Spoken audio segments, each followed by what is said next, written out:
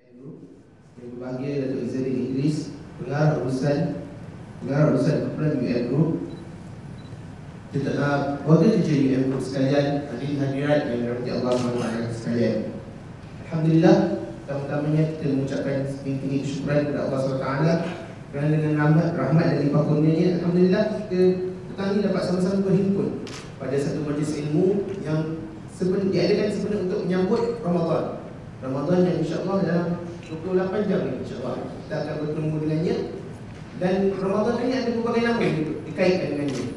Dipanggil Syahrul Siyam, itu bulan berpuasa, Syahrul Quran, bulan Al-Quran, Syahrul Maghfirah, bulan pengampunan, dan berbagai lagi nama-nama yang baik yang kalau dikira itu satu bonus, satu pesta untuk umat Islam meraihkannya.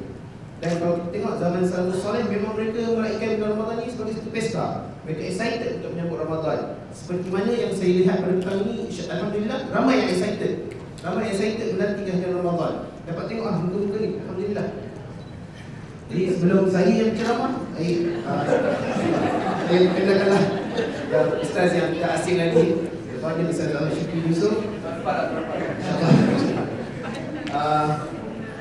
Graduan Universiti Al-Azhar dalam bidang Bahasa Arab dan Pengajian Islam, berkhidmat selama sekitar 12 tahun Ustaz dengan PPZ, dan sekarang membuka syarikat perniagaan sendiri, Fitrah Power Resources.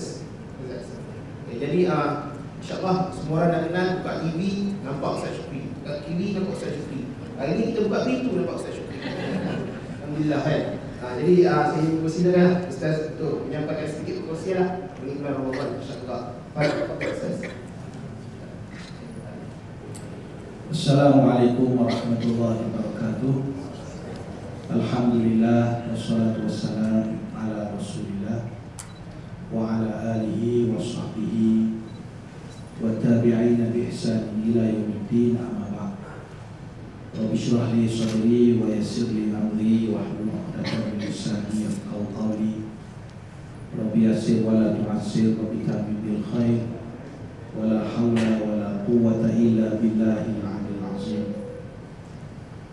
Yang saya hormati, yang berbahagia Ustaz Arif sebagai pemusi dan juga penceramah pertama kita pada petang yang berbahagia ini, yang berbahagia Tan Sri Dr. Tajuddin Ali, pemusi eksekutif kumpulan UM, yang berbahagia Datuk Izzaddin, CEO kumpulan grup UM, sahabat-sahabat muslimin muslimat yang dirahmati Allah Subhanahu wa taala. Apa khabar semua? Sehat? Sudah bersedia? Pengurusi sudah bersedia? Sudah? Alhamdulillah. Jadi pada petang yang berbahagia ini, kita panjatkan rasa syukur kita kepada Allah Subhanahu wa taala supaya Allah jadikan petang ini sebagai satu mukadimah yang baik kepada kita untuk kita menyambut bulan Ramadan al-Mubarak. Dia sesuatu, setiap perkara itu ada tanda-tanda dia. Betul tak? Kalau kita suka pada seseorang, mesti ada tandanya. Kalau kita jatuh cinta pada seseorang, mesti ada tandanya. Kalau kita sayang pada isteri, ada tandanya. Kalau kita sayang pada anak, ada tandanya. Begitu juga kalau kita sayang kepada Ramadan, sayang kepada ibadah puasa, ada tandanya. Kalau sayang pada anak, mudah tandanya. Tandanya ialah mungkin kita tak tinggalkan anak tu seorang atas apa alasan pun. Betul? Itu tanggungjawab kita. Sayang pada suami, mungkin apa tanya sayang suami? Ya? Masak. Oh, masak. Staff ni jangan masak, macam mana sayangnya? Itu pelik tu. Masak contohnya. Itu tanda dia. Kalau kita cinta, kita sayang pada isteri pula, tanda dia. Lelaki fail terus fail. Macam makan. Makan makanan yang dimasak oleh isteri, ada yang makan juga. Kalau bahkan kalau kita masa sampai ketika kita nak meninggal dunia, yang sebenarnya Allah bagi tanda kepada kita sebenarnya. Sebab itu kalau dalam versi internet cerita ni, orang nak meninggal pun ada tanda dia dalam internet. Ceritalah, dia kata kalau 100 hari ada tanda dia, 40 hari ada, lagi mesti 7 hari ada, 3 hari ada, sehari ada. Ini internet cerita lah. Dia kata kalau kita rasa dahi kita macam gerak-gerak macam tu, mungkin dalam 40 hari lagi. Siapa dahi dia rasa gerak-gerak, itu ustaz dia. Ataupun dia rasa lemah macam tu, itu tanda ni.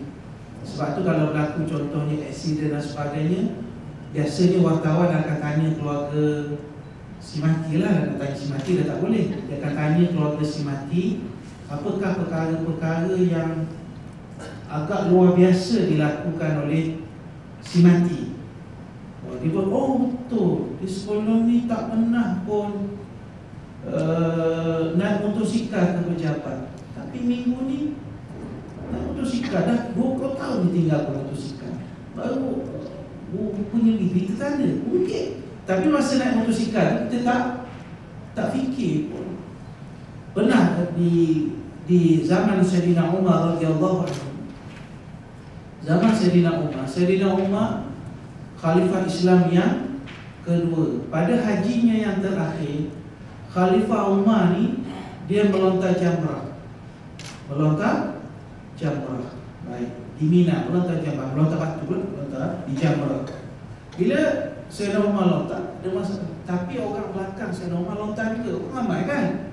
Lontar, bila lontar tak jatuh dalam tempat perigi dia tu. Kat mana jatuh? Jatuh atas kepala Sayyidina Umar. Jatuh berdarah pada Sayyidina Umar. Digambarkan Sayyidina Umar ni, ada para ulama digambarkan Sayyidina Umar ni dia di tengah ni dia botak. Tak ada rambut lah, tak ada rambut, tepi ada rambut. Jadi siapa ada ciri-ciri itu, ciri Sayyidina Umar. Walaupun amalan ni belum tentu, tak apalah, amalan ni belum tentu. Jadi bila dia lontar, kena kepala Sayyidina Umar berdarah. Apa kata orang ni? Takutlah dia tu khalifah. Lalu dia kata, wahai Umar, saya minta maaf, saya tak sengaja. Lalu seorang sahabat lain yang berada dalam ketika melontar tu, dia beritahu pada kawan dia. Dia kata, aku rasa Sayyidina Umar ni dah tak lama dia akan meninggal dunia. Lalu kawan kata, kenapa kamu cakap macam tu? Dia kata, aku nampak tanda. Apa tanda ni? Kau pasal tak tadi? Masa orang tu minta maaf, dia tak sebut pun ya Amirul Mukminin. Dia tak sebut pun. Dia sebut apa? Wahai Umar. Kan kasar tu dengan pemimpin, tapi mungkin dia tak terfikir. Tapi bagi sahabat, dia nampak itu agak luar biasa. Dan itu merupakan barangkali bagi dia tanda bahawa umur Umar dah tak lama. Dan betul 2-3 bulan selepas itu Sayyidina Umar dibunuh. Jadi ada tandanya. Begitu juga kalau kita nak kait dengan Ramadan, dia dalam bulan Ramadan Nabi akan tadarus dengan Jibril setahun sekali. Ada 1 tahun 2 kali Jibril turun untuk tadarus. Lalu Rasulullah SAW menyatakan, aku merasakan bahawa ajal aku sudah hampir. Sebab dia orang-orang hebat ni, Allah Ta'ala beri dia dapat merasakan. Baik, kita ketepikan yang tadi, tanda-tanda kematian dan sebagainya. Itu tajuk tahun depan insyaAllah. Kita fokus tajuk kita. Saya katakan tadi semua perkara ada tanda. Kalau kita gembira dengan Ramadan, ada tandanya. Apa tandanya? Pertamanya emosi kita cukup rasa lapar, tenang, rasa macam dah puasa ni, betul tak? Rasa lapar, itu tanda. Kerana itu Rasulullah dalam satu doa dia sebut gini, bila tengok anak bulan Ramadan, Nabi berdoa macam ni. Apa doanya? Bantu saya, Allahumma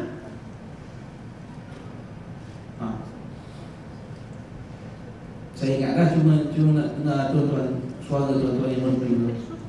Allahumma ahillahu alaina bil amni wal iman wassalamati wal islam rabbi wa rabbuka Allah hilalu rushdin wa khair.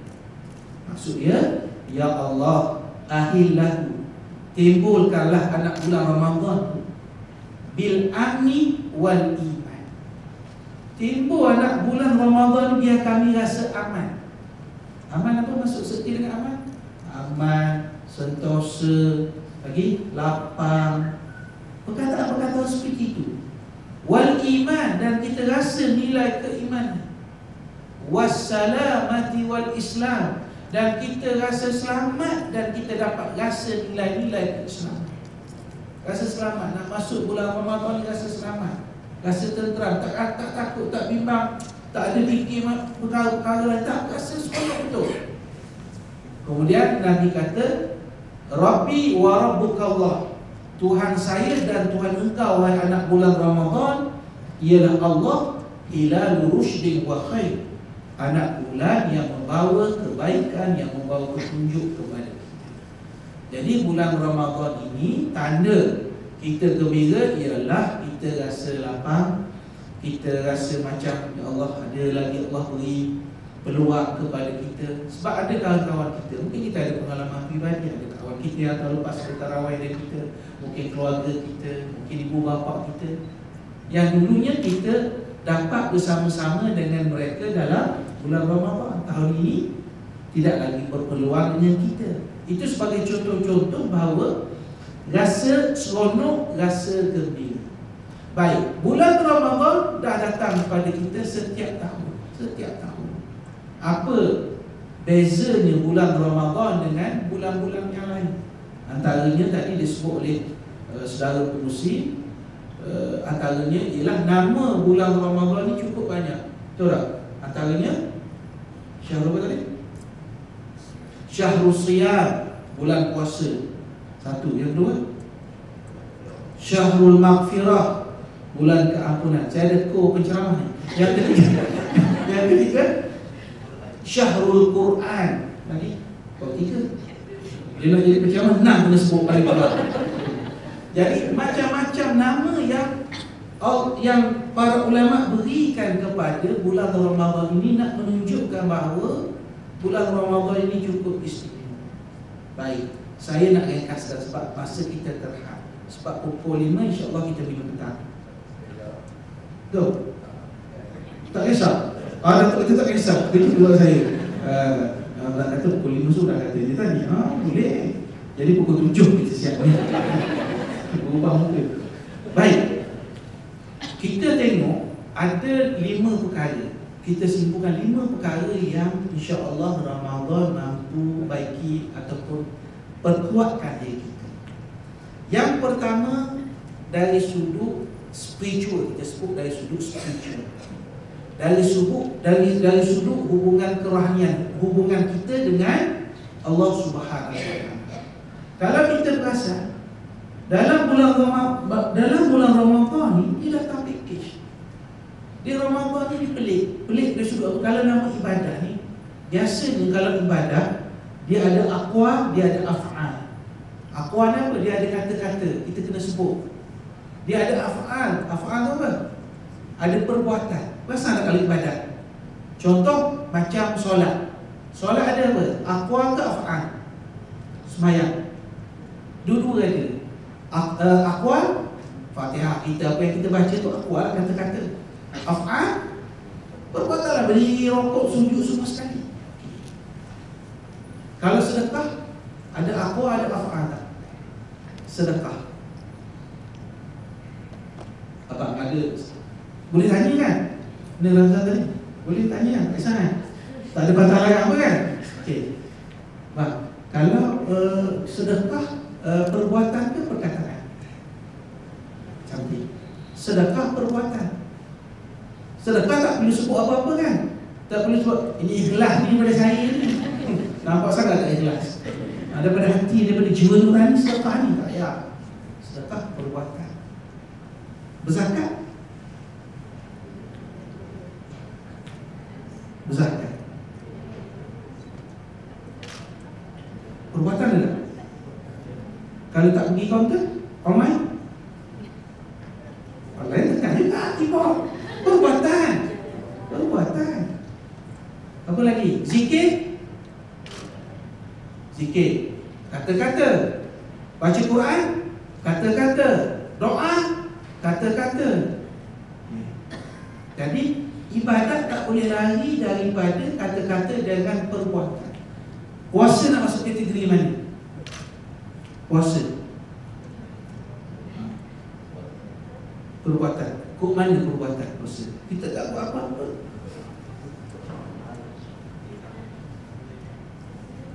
Niat yang nawaitu itu tak masuk. Niat itu kan niat, itu lafaz. Bahkan kalau kita tak baca pun, kita bangun sahur, lepas tu kita lupa nak niat, tetap dikira kita sudah berniat.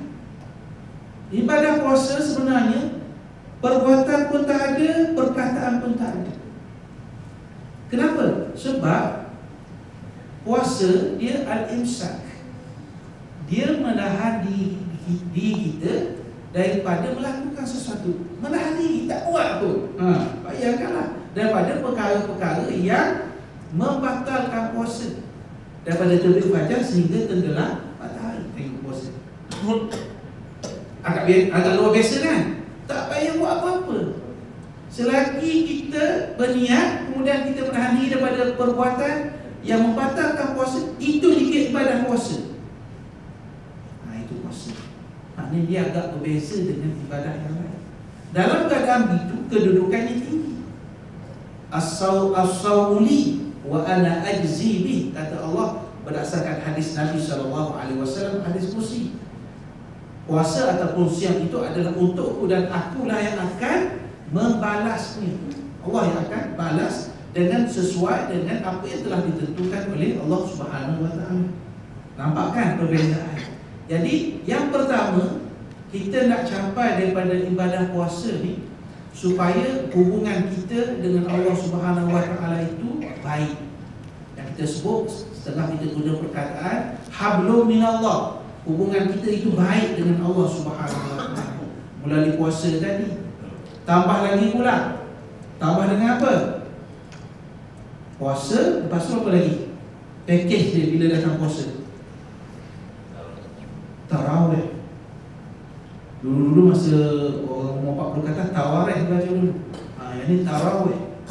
Tarawih maknanya pakej. Dia kalau kita tak tarawih pun tak ada masalah, tu tak? Tak ada masalah tu apa? Tak akan mencacatkan puasa kita. Tapi dia adalah ibadah iringan.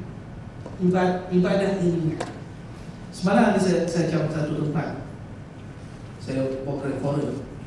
Jadi dia tanya soalan, tapi soalan tu tak sempat. Lalu tu dia telefon saya. Dia kata, Ustaz, saya ada mesej soalan, Ustaz tolong jawab. Dia arah saya pula. Saya terbaiklah puan, saya tengok balik. Saya pun tengok soalan ni macam ni.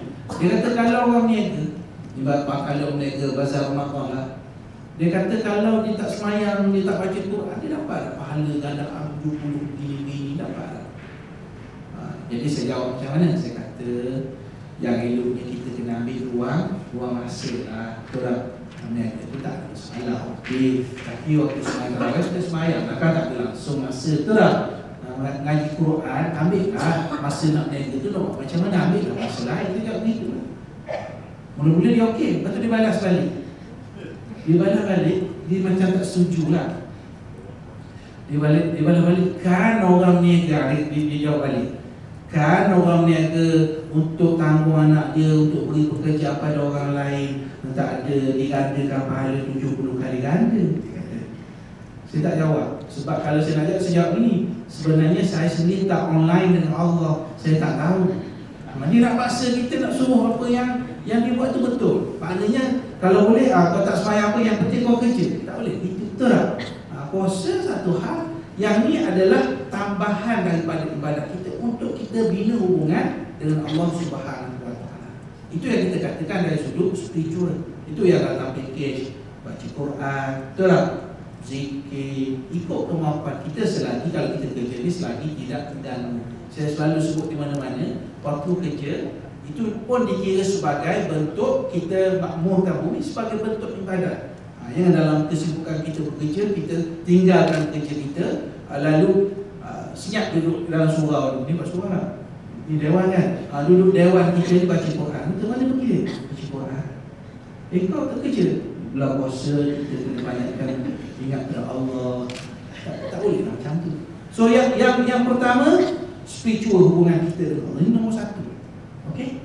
Yang kedua, dari sudut fizikal. Dari sudut fizikal. Apa maksud fizikal? Fizikal ni soal kesihatan. Pernah kita dengar guru kita mengajar kita, dia baca hadis, guru kita baca hadis, sumu tasyihu. Hendaklah kamu berpuasa, nescaya kamu sihat. Saya baru ni saya termenung rumah saya seorang lah. Termenung kat rumah. Saya termenung ni pasal apa? Saya fikir kita ni kadang-kadang tak sihat. Antara faktornya ialah pemakanan. Betul tak? Faktor makan. Faktor makan tu apa?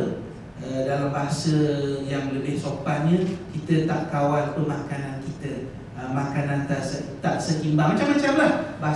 Bahasa lembut lah. Bahasa kasarnya, kita ikut hawa nafsu kita waktu makan. Sama je adik-beradik ni. Sebab bila Nabi kata sumu tasyihu, hendaklah kamu berpuasa, nescaya kamu sihat. Ini betul. Ini betul-betul perkara yang berlaku kepada Nabi dan berlaku kepada para sahabat radhiyallahu anhu. Bila berpuasa, bila kita kawal pemakanan kita, insya-Allah kita sihat. Masalah kita manusia ni yang pelik, manusia kita lah, manusia ni kita lah. Jangan kita sebut manusia, orang lain. Kita lah saya, tuan-tuan semua, kita semua lah. Cuma kita ni kadang-kadang kita dah tahu bahaya, tapi kita tetap buat juga. Betul tak? Kita dah tahu kalau kita makan makanan ini, makan daging siang malam, terus nasi siang malam, tak kira pukul berapa, lama-lama akan mudarat pada kita. Semua tahu, betul tak? Tapi kita makan juga. Pasal apa? Agak-agak pasal apa? Nafsu.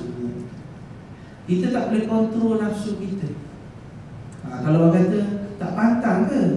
Saya pantang tengok. Bukan pantang, tengok cara kita menjawab. Cara kita menjawab. Maknanya puasa ni seolah-olah dalam masa sebulan ni Allah nak bagi peluang pada kita melatihlah. Melatih diri kita. Itu pun kalau kita faham falsafah. Kalau tak faham falsafah, memanglah masa antara pukul 6 hingga pukul 7.30 tu warak lah, tak makan, tak minum. Tapi balik saja, turun saja daripada UM ni, berhenti kat mana-mana, baru dah nampak. Kita panggil apa? Belang kita. Belang manusia pun nampak. Beli tu, beli ni. Tak salah pun. Tapi bagus juga ada orang yang ni. Dia kata, Ustaz, kita kena beli orang sebanyak-banyak. Pasal apa? Bantu dia, orang kata. Tidak. Bagus juga bijak dah orang ni. Dan tidak kesiankan. Walaupun banyak. Yang penting kita tolong dia. Tengok. Orang ikut hawa nafsu cari jawab. Yang penting kita tolong dia. Semangat pula dia beritahu. Yang penting kita tolong dia.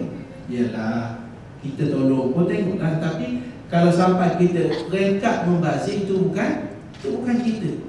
Itu bukan caranya. Jadi yang kedua ni ialah untuk memberi kesihatan kepada kita. Kita boleh kawal makanan. Sebab tu dari sudut sepatutnya kita, kalau kita puasa, sepatutnya bila dah hari terakhir 30 Ramadan ataupun 1 Syawal, dari sudut bahasa mudahnya, pergian mudahnya, berat badan kita patutnya mesti turun. Ingat ni akhir Syakban, ingat saya sebut. Ceramah saya tak ingat lagi pun, ingat ni pun cukup dah. Ingat yang dia, kita maknanya bila kita nak keluar daripada bulan Ramadan dan 30 Ramadan nanti, berat badan kita patutnya lebih ringan daripada sekarang. Bukan ringan 200 gram, tak cik. Mungkin ada kilo-kilonya, nampak ada perbezaan tu. Dan ukur yang kedua ialah selepas tamat Syawal, dia kena kali dua kali timbang. Lepas tu timbang sekali lagi 30 Syawal. Lepas tu buat perbezaan, tolaklah antara Syawal dengan Ramadan. Bawa hasilnya. Kalau Syawal lagi teruk, lagi berat, Maknanya dari sudut aspek fizikal tadi tak jaya lah Ramadan untuk kita lah, kurang jaya lah. Betul tak? Itu yang simple sangat. Jadi dia akhirnya pergi macam mana kita nak urus hawa nafsu kita. Ada para ulama, penulis-penulis, ada seorang penulis yang saya baca buku dia, nama dia Syekh Muhammad Ghazali As-Sattar. Dia bukan Imam Ghazali. Syekh Ghazali ni baru meninggal tahun 1996, orang Mesir, sarjana daripada Al-Azhar Mesir. Dia tulis dalam buku dia, dia kata dalam peperangan orang Islam menentang Rom, menentang Parsi. Rom Parsi masa itu dua kuasa besar lah. Dia kata satu pemandangan biasa ialah tentera Islam bila dia berperang, dia bawa makanan. Tapi apa makanan dia? Beberapa biji tamar dalam baju dia, beberapa tamar dalam baju dia. Kemudian lepas ni ramai muslimat nak letak buah tamar dalam baju dia. Silakan. Yang orang Parsi, orang Rom, kalau dia berperang, dia tak letak main tamar-tamar, tak ada. Dia akan bawa kontena makanan untuk dia berperang. Jadi pada pandangan Syekh Ghazali, dia kata aku melihat orang Islam ni berjaya antara faktornya sebab dia mampu mengengkang hawa nafsu dia. Mana tak makan ibu, naklah makan tapi tak adalah melampau sampai kontena macam Rom dengan Parsi. Kalau boleh buat contoh, kalau kita nak kaitkan dengan cara kita buka puasa, sama. Nah, sama je. Kalau tapi tak adalah kontena lah. Mungkin yang tak sepatutnya. Bukan dia, tuan-tuan, bukan mana kita kedekut, bukan. Ataupun kita tak mampu, kita mampu. Boleh. Tak. Kita mampu. Anda mampu mengubahnya. Maksudnya kita boleh buat satu lauk, dua lauk, tak boleh banyak-banyak, betul. Serius, tak habis. Mana mampu kita. Dah, kita Allah. Bayangkan mula-mula buka puasa. Dah, dia orang bagus buka puasa, kuih dulu apa semua sekali, lepas tu sembahyang. Satu round dah, betul. Lepas tu makan yang berat, dia kata yang heavy pula, yang berat. Lepas tu pergi sembahyang tarawih lah. Okey, lepas sembahyang tarawih Maulid lah. Lepas tu balik Maulid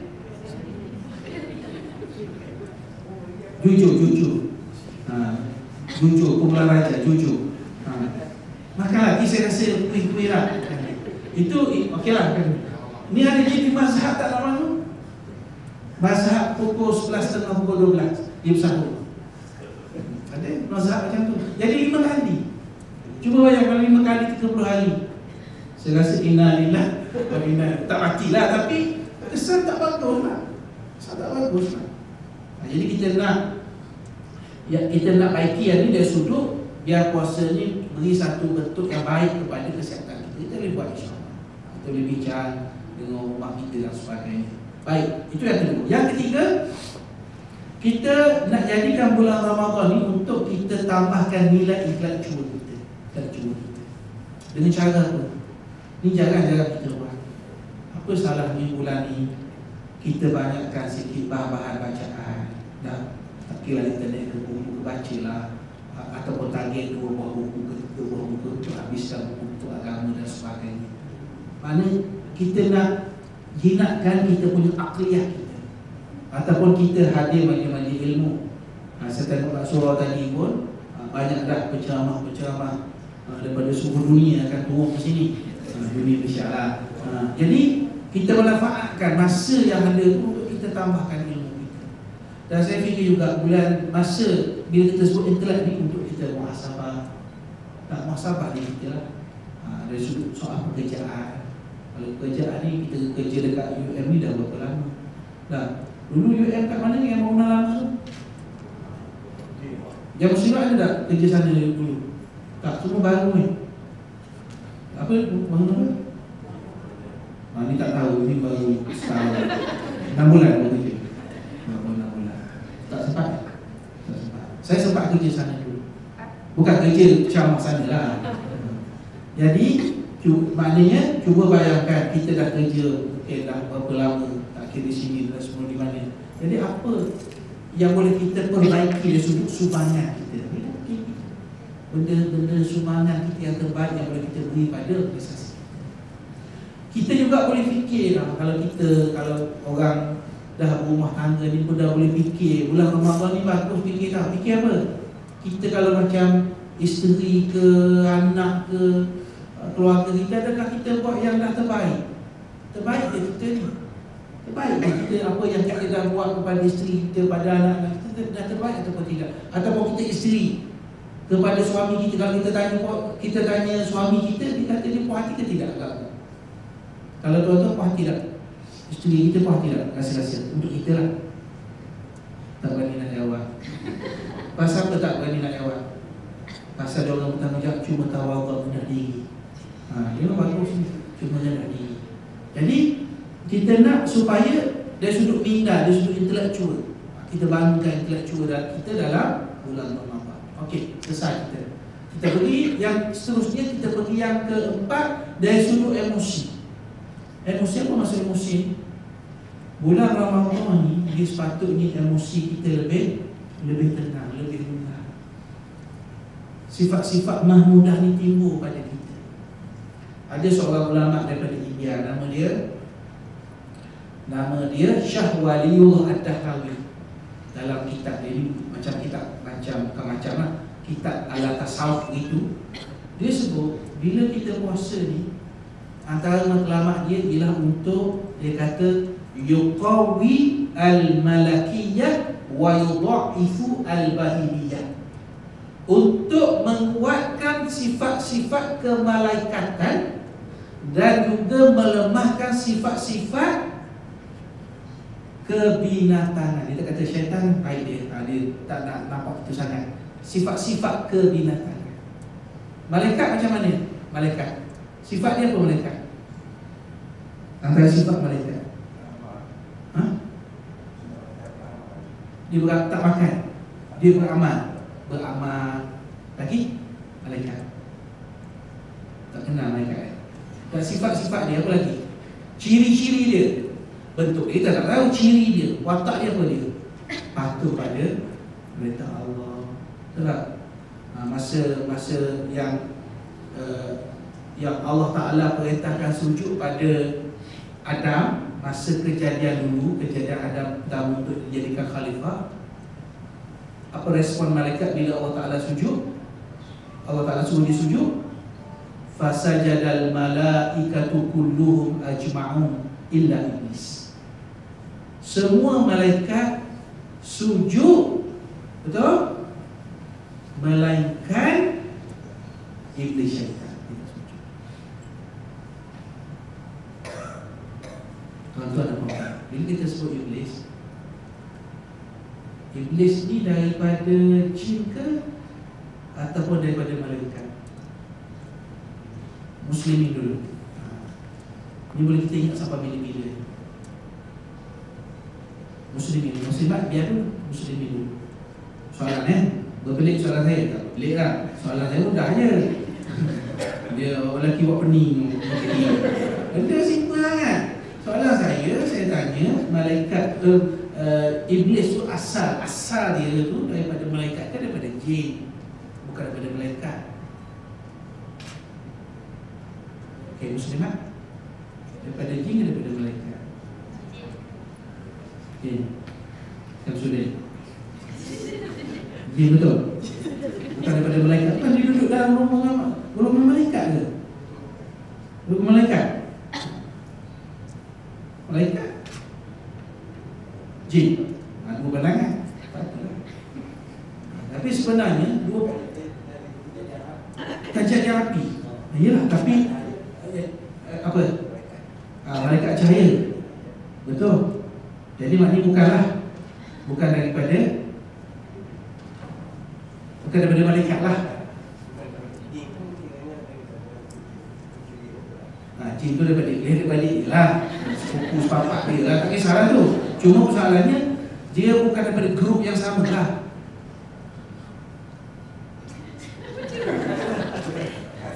Rasa tak ada, ini pandangan. Kita bercakap dia beradik. Dua pandangan tu memang pandangan ulama yang berbeza lah.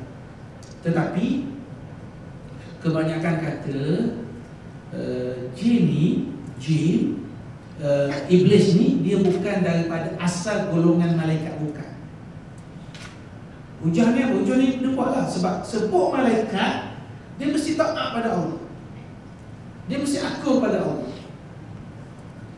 Dan Allah Ta'ala sebut dalam ayat saya baca tadi, fasajadal malaikatu kulluhum ajma'un.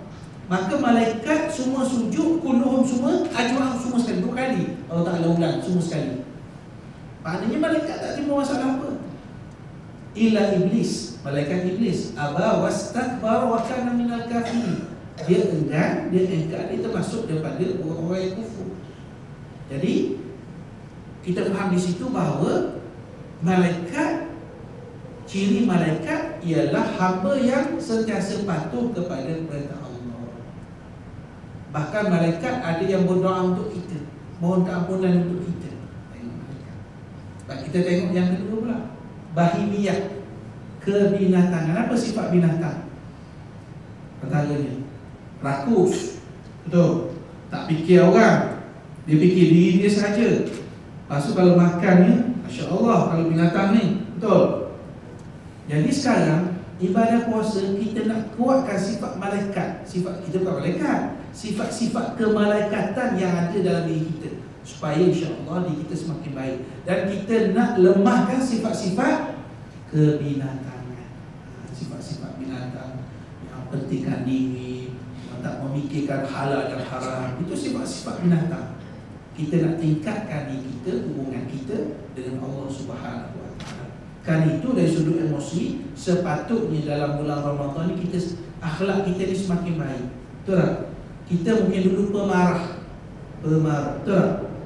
Backhand kalau orang kata. Orang kata macam mana? Kau siapa main backhand tak? Tadi tak? Mungkin apa ni backhand? Betul? Backhand.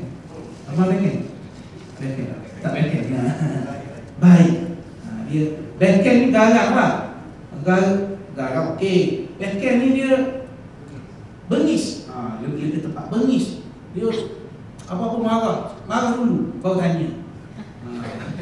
Betul, takut dekat orang backhand, orang bengis ni. Jadi sepatutnya orang yang bengis hilang kebengisan dia. Bengisan, betul lah. Maknanya turun, sebab kita nak buang benda-benda kebinatangan ni. Marah dulu memang ada hadis Nabi kata la taqdab. Ada seorang sahabat suruh beri wasiat, maka Nabi SAW menyatakan la taqdab. Jangan kamu marah, jangan kamu marah, jangan kamu marah. Berapa kali? 3 kali. Apa maksudnya? Bukan tak boleh marah langsung, boleh.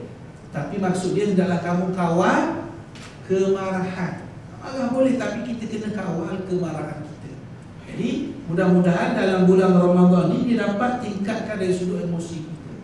Emosi apa? Maknanya kita lebih baik, kita lebih tenang, sifat-sifat mahmudah terhasil pada diri kita. Dulu cakap banyak, cakap je, tak kira waktu mana, cakap je daripada pagi sampai petang nanti kita dengar.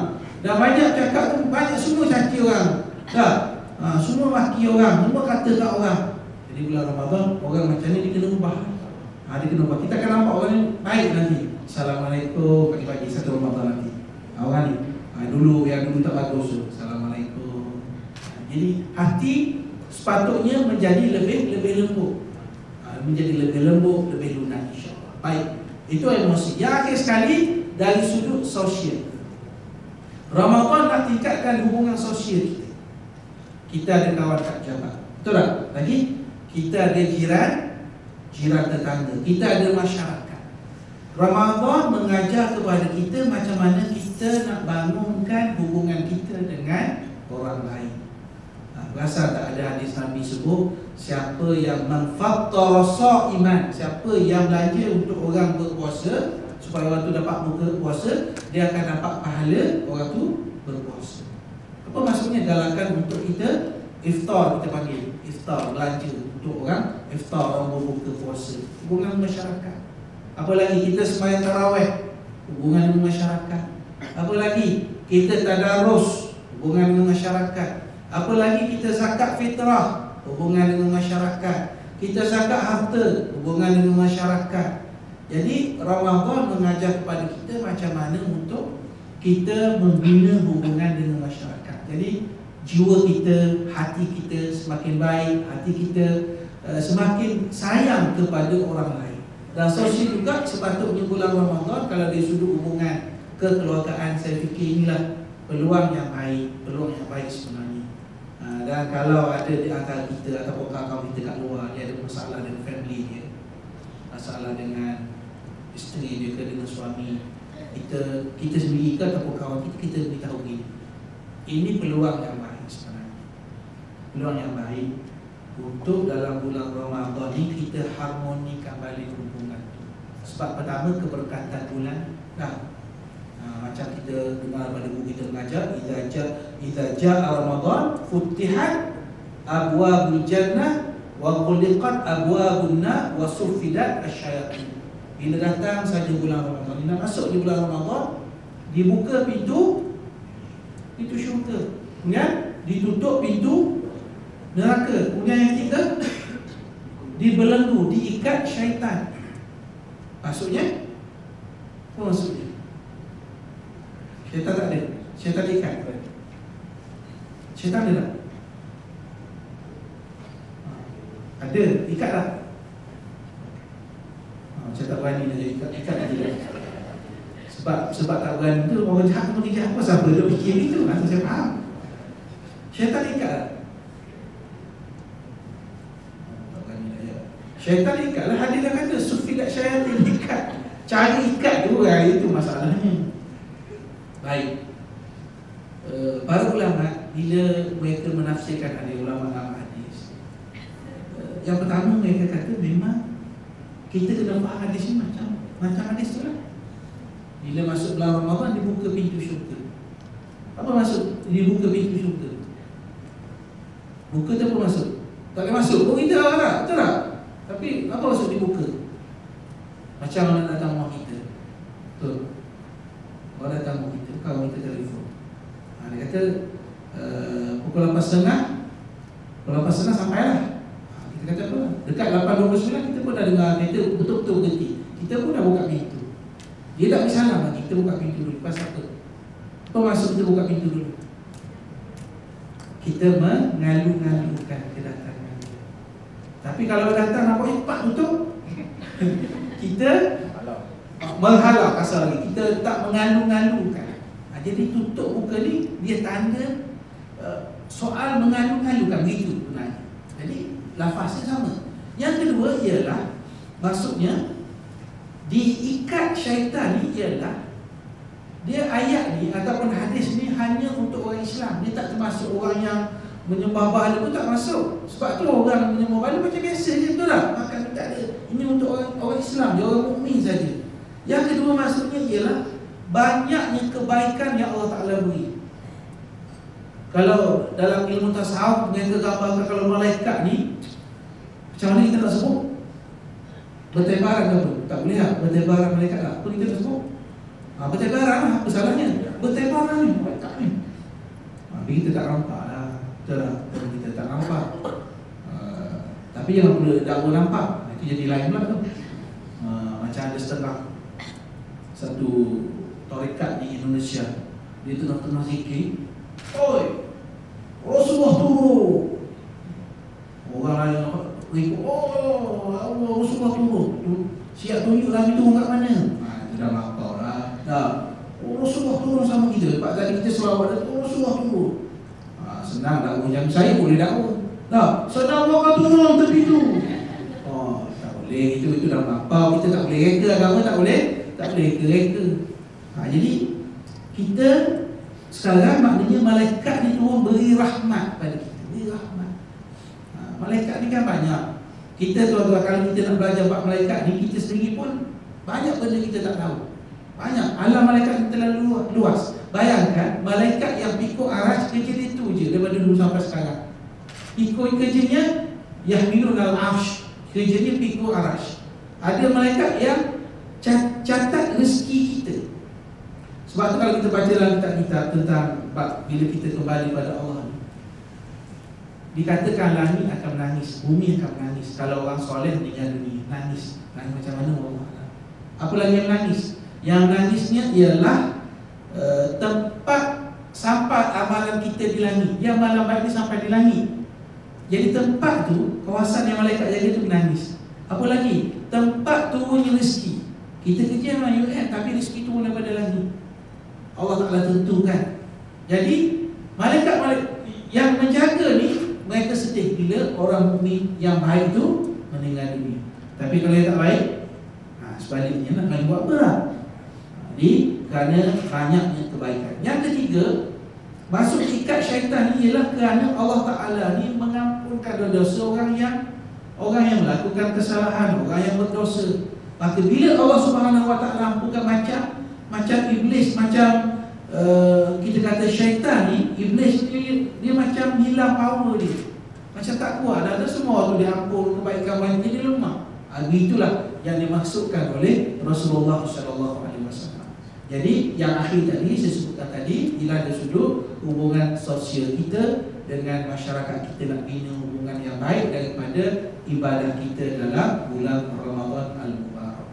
Baik, yang akhirnya saya nak buka kepada tuan-tuan dan puan-puan, kalau ada soalan-soalan yang nak tanya, silakan. Boleh? Okay, silakan. Okey. Baik.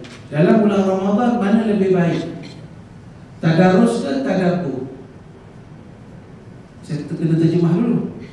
Yang pertama tadarus. Tadarus ni baca Quran beramai-ramai. Okey. Tadabbur maksud dia kita baca Quran pada masa yang sama kita memahami. So ada dua dipecahlah, mana lebih baik? Mana lebih baik? Muslim mana lebih baik? Dua-dua lebih baik. Itu bukan jawapan tu, itu perangkap. Mana lebih baik? Kita tadarus ramai-ramai. Macam semua jemaah. Okey. Jawapan dia ialah tadarus ni, sebenarnya tadarus tu itu memang betul lah, sebab itu yang dibuat oleh Nabi tu. Cuma tambah sikit, kita kena baiki sikit. Masa tadarus tu, lepas baca tu kena terjemahkan juga 2-3 ayat.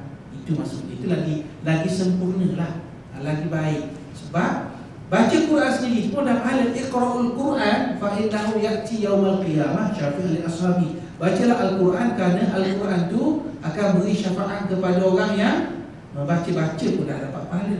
Jangan kata baca, antara benda-benda yang kita lihat dapat pahala, antaranya al-nazaru ilal mushaf, melihat mushaf, tengok Quran. Kalau Quran ada ni, kita tengok ni je, dapat pahala. Tapi tak acik lah kejap tengok Quran, kita simpan, itu mengada-ngada pula. Tapi nak ceritanya, hebatnya Quran, tengok pun dah dapat pahala. Jadi saya ringkaskan, mana lebih baik? Sebenarnya amalan tadarus tu kita kena kekal. Kita pun kena kesan juga, sebab ada juga orang kata, oh lebih baiklah kita memahami. Betul, tapi dalam bulan Ramadan ni kita nak ambil keberkatan membaca Al-Quran. Cuma kita kena seling sedikit terjemahan baca lah. Kalau yang bimbing kita ustaz tu cantik lah. Kalau yang bukan, yang bimbing kita bukan ustaz tu ustazah, kita sendiri lah ambil jenis hati, kita baca sikit. Tapi jangan tafsir pula mengarut. Oh, saya fikir ayat ni maksudnya begini, saya rasa itu habis sesak orang, tak boleh. Kita tak ada sijil buat tafsir tu. Cuma kita ambil faham saja daripada ayat. Okey? Soalan yang sangat baik, yang sangat berfaedah pada kita. Muslimat, laki pun boleh.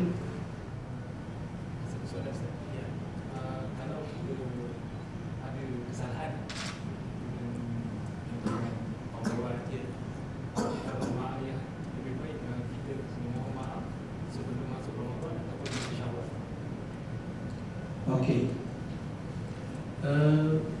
Mana lebih baik dari sudut kemaafan? Kita nak minta masa bulan Ramadan ke nak minta sebelum Ramadan ke, masa Ramadan ke selepas Syawal? Dari sudut kemaafan, masyarakat kita, tradisi kita mesti bulan Syawal. Sebab tu kita istilah Melayu maaf zahir batin. Saya tak tahu istilah ni di mana. Kalau di negara Arab tak ada, kalau di UK dia maaf saya batin. Tak ada kan? Di Europe tak Tak ada. Mana hebat juga orang kita Melayu ni. Cuma kad raya dah tak ada dah. Kad raya macam dah mati dah. Yang betul lagi kad raya. Tak ada lagi mak. Betul. Bazir je. Jadi saya nak jawab dengan saya nak apa yang satu ketika Nabi pernah bersabda di atas mimbar. Nabi kata antara orang yang tidak diterima amalannya walaupun Ramadan meninggalkannya ialah apabila dia masih melakukan pendurhakaan kepada kedua ibu bapa. Nah, disebut maknanya kalau Ramadan tinggalkan kita, kemudian kita masih menjadi status anak neraka. Maksudnya kalau kita buat salah, kita tak minta maaf, maka malanglah orang itu. Malanglah orang itu. Jadi maksudnya di situ ialah kita kalau boleh sebelum Ramadan lagi sepatutnya, sebelum Ramadan, dia masuk satu Ramadan tu, kita dah telefon mak kita, mak, Amin minta maaf mak, salah, Amin dulu bagi RM50 sebulan tapi dah 3 tahun Amin tak bagi. Betul Amin ni, mak gini mak. Maknanya kita mohon maaf sebelum masuk Ramadan. Dan bila Ramadan kita boleh minta maaf lagi. Sebab apa? Sebab kita nak supaya kita berada dalam bulan Ramadan ini dalam keadaan kita mendapat keampunan dari Allah Subhanahu Wa Taala. Sebab kita kalau kesalahan kita dengan manusia, kita mesti minta maaf dengan manusia. Dan saya fikir dalam bulan Ramadan kalau orang salah-salah kita pun, kita kira habis je lah. Macam Nabi kata, wa'fu amman zalama. Kamu kena maafkan orang yang pernah menzalimi kamu. Tak payah simpan-simpan lah. Betul tak? Sebab kalau kita simpan pun, dia pun senang lenak, relax tak ada apa pun. Kita simpan sakit dah, menderita kita. Buat apa? Kita maafkan dia. Maafkan dia. Tapi janganlah beri kita, aku maafkan kau. Dia macam, aku tak minta maaf pun. Sakit hati pula. Tapi dalam nak kita, biar kita masuk dalam bulan Ramadan ini dalam keadaan kita, maksud saya dalam keadaan kita memaafkan orang. Jadi ringkasan tadi, yang berbahaya sebenarnya ialah kita meminta maaf terus sebelum Ramadan lagi. Kemudian ditambah lagi lah, apa dalam bulan Ramadan, ketika Syawal. Sebenarnya kita maaf-maaf ni macam adat saja hari-raya ni. Macam adat saja. Jadi sebab tu saya tengok ramai juga orang yang WhatsApp apa semua, maafkan saya. Tapi saya kata aku macam tak kenal dia ni. Dia kira umum lah, dia minta maaf. Baguslah. Dia sebenarnya kemudahan teknologi ni bagus. Cuma yang tak bagus ni kalau kita forward benda-benda yang tak betul, benda yang tak tepat, tak boleh lah. Kemudian kita sandarkan pada orang. Macam contoh dulu 2-3 bulan dulu, tapi masih ada lagi perkataan salam, tulis di SKM, betul tak? Tak boleh dia kata kita sebut salam, kita kena sebut Assalamualaikum Warahmatullahi Wabarakatuh masa type SMS tu. Dia kata dia dakwa pula ini kita ambil daripada Ustaz Harudin. Bila dia tanya pada Ustaz Harudin, Ustaz Harudin aku tak pernah kata pun. Tengok orang, dia tak pernah kata pun. Betul tak? Kalau kita fikir, kalau kita tak ada ilmu, kalau dia sudah logik pun tak logik. Betul tak? Kan saya nak hantar pada Datuk SMS, saya tulis Assalamualaikum Warahmatullahi Wabarakatuh. Datuk Waalaikumsalam. Itu dah bertahun dah, berabad dah, salam aja. Sebab kalau kita tulis salam, mesti kita faham itu Assalamualaikum. Kalau kita tulis ASKN, tak ada orang yang baca askar, tak ada. Mesti orang baca, orang faham. Benda tu tak penting. Tapi orang kita ni, benda tak penting, dia anggap penting. Macam juga kalau penulisan kita baca buku agama. Kalau kita sebut Rasulullah, dia akan tulis SAW. Betul tak? Tak ada orang yang baca Rasulullah SAW ataupun Rasulullah SAW. Tak ada. Mesti Rasulullah SAW. Allah SWT. Tak ada orang baca Allah SWT. Mesti Allah Subhanahu wa ta'ala. Saya punya pandangan begitu. Juga saya pun tak setuju walaupun ini dikatakan tokoh antarabangsa lah, ulama antarabangsa, tapi bagi saya tak setuju dia kata macam ni. Insya-Allah dia kata. Tak payah buat, dia kata kalau dia ajar insya-Allah kena insya Allah kena pecah-pecah. Sebab dia kata kalau kita buat insya-Allah itu maksudnya mencipta Allah. Dia boleh fikir. Saya teman dulu. Saya tak jawab dulu, saya teman dulu. Kalau sebenarnya kalau mencipta Allah itu maksudnya kena begini. Kalau bahasa Arabnya insya-Allah. Bukan insya-Allah. Insya-Allah. Dan kita bila sebut insya-Allah itu kita dah faham itu adalah insya-Allah. Jadi tak payahlah. Oh dia anda kena sebarkan kepada kawan anda supaya kawan anda tak melakukan dosa begini-begini. Kena sebar, kalau tidak anda terus membiarkan kawan anda dalam keadaan salah. Tak perlu. Itulah benda-benda tak perlu pun. Benda-benda yang ini istilah saja. Banyak kalau kita cakap salah. Nikmat kita cakap salah. Kalau betul-betul nak sebut nikmat, dapat nikmat hari ni. Kalau nikmat itu bala tau. Tapi kita dapat sebut nikmat bahasa Melayu itu memang nikmat. Tak? So tak ada masalah lah. Satu lagi, sebenarnya kalau kita sebut bahasa Arab Melayu kita salah. Bala tu bukan mesti bala. Bala itu antara maksudnya ujian. Tak ada juga itu ujian. Orang Arab panggil bala. Kalau kita ujung bulan dah, saya bala ni. Tapi kalau aku bala ni, kau bala pasal apa? Aku duit habis. Kau sampai bala. Tapi orang Arab bala itu adalah ujian. Kita kalau bala ni teruklah.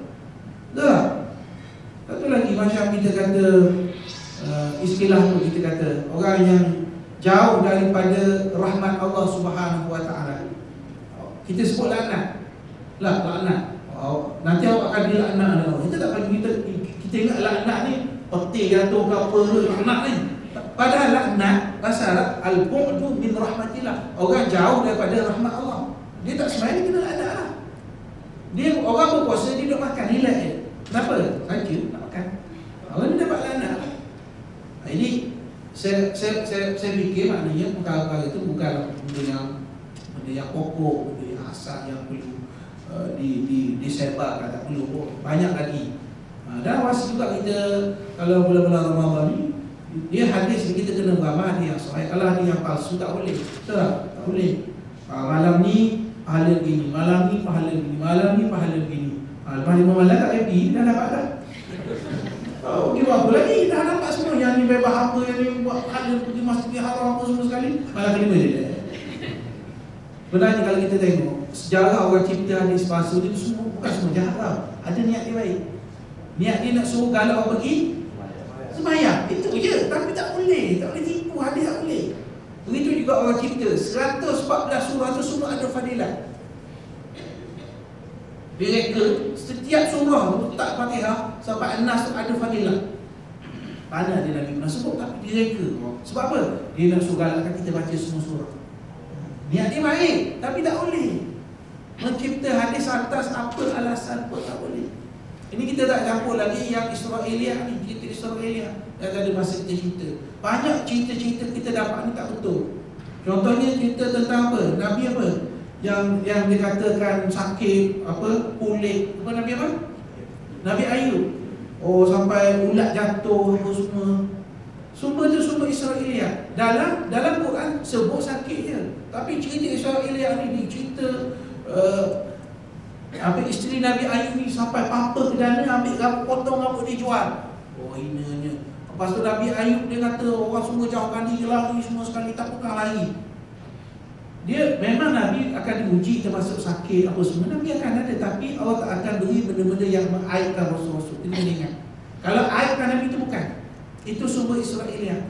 Satu lagi, kalau dah sakit semua lari apa semua, kan kerja dia kan tak boleh. Logik tak logik kan dia menyampaikan. Dan semua lagi dia tak sampai nama. Itu pun tak logik. Tapi kita bercerita dengan semangatnya. Jatuh ulat-ulatnya ketika solat jatuh. Aduh sedap lah. Saya ada buat satu program dengan ustazah yang mengajar anak kita, saya tanya mesti semua kata begitu. Semua kata begitu sebab kita dapat maklumat dulu. Itu yang sesuatu yang perlu kita improvekan, maklumat-maklumat yang betul tentang nabi-nabi dan juga rasul-rasul alaihi wassalatu wassalam. Jadi dah lebih dari sudah 5 suku yang insya-Allah mudah-mudahan Allah Subhanahu wa taala beri kesihatan kepada kita, beri ruang kepada kita untuk kita bertemu dengan bulan Ramadan al-Mubarak. Kalau orang Arab dia kata macam ni, disebut Ramadan Karim. Orang UM tak tahu dia sebut macam mana. Tapi orang Arab kalau dia jumpa kawan dia kata Ramadan Karim. Betul? Jawab dia. Dia kena ada jawab. Bukan pakai dengar macam tu je. Ramadan Karim. Ramadan itu mulia. Jawabnya Allahu Akram. Allah lebih-lebih mulia. Kita test sekali tengok jadi tak? Ramadan Karim. Tak kau nak berjati macam takut-takut. Ramadan Karim. Allah Akram. Ramadan itu mulia, tapi Allah yang lebih-lebih mulia. Allah yang memuliakan Ramadan. Jadi setelah itu dulu, terima kasih kepada Tasri, terima kasih kepada Datuk, terima kasih kepada tuan-tuan dan puan-puan yang hadir pada petang ini. Mudah-mudahan Allah Subhanahu wa taala berkati kita semua insya-Allah. Aqulu qouli hadza wa astaghfirullahal azim wa li wa lakum. Wassalamualaikum warahmatullahi wabarakatuh. Waalaikumsalam warahmatullahi wabarakatuh. Kita dah dengar pengusian Ustaz Zaki. Conclusion. Sepatutnya selepas Ramadan kita perlu ada peningkatan pada sudut jasmani, emosi, rohani, intelektual dan juga sosial. Jadi kita nak measure paling senang, balik ni kena beri penimbangan. Satu lagi poin penting kita perlu buat balik, Ustaz cakap mengenai hadis iftar kan, belanja sahabat kan. Lepas ni nak belanja boleh lah. Belanja buka puasa.